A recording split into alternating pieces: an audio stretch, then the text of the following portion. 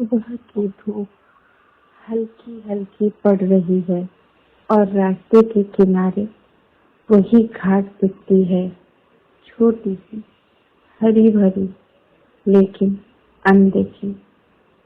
कभी कांटों के बीच, कभी किसी टूटी दीवार की दरार में, कभी किसी पुराने खंडहर के कोने में और कभी किसी बगीचे की मिट्टी में वही दूर्बा उगाती है। हम उसे देखते हैं, पर नजर कभी ठहरती नहीं। कभी कोई उस पर पैर रख देता है, कभी कोई गाड़ी उसे कुचल कर निकल जाती है, कभी कोई जानवर उसे खाकर आगे बढ़ जाता है, कभी कोई माली उसी दूर्बा को ध्यान से उठाकर किसी सुंदर बगीचे में लगा देता है। हर जगह उसका काम, उसकी अहमियत अलग। कभी वो कुछ नहीं और कभी वो बहुत खास।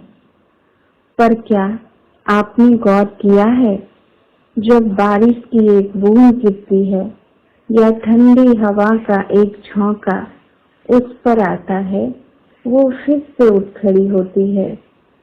ना कोई शिकायत, ना कोई डर, बस मुस्कान और जीवन की एक नई शुरुआत।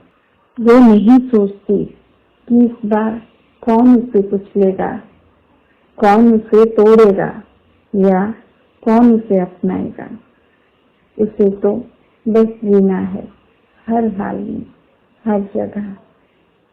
और वही दूर्बा जिसे हम अनदेखा कर देते हैं, जिसे हम साधारण मानते हैं, उसी दूर्बा के बिना भगवान की पूजा अधूरी रहती है।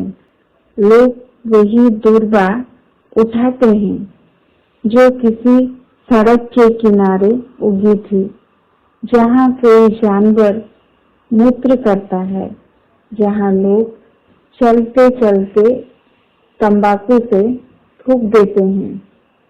वही दूर्बा जिसे दुनिया ने गंदा समझा, वही दूर्बा धोई जाती है, कभी गंगा जल में, कभी साधारण जल में और कभी दूध और दही से, और फिर भगवान के चरणों में चढ़ाई जाती है।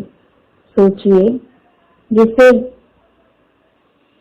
दुनिया ने ठुकराया, भगवान ने उसे अपनाया।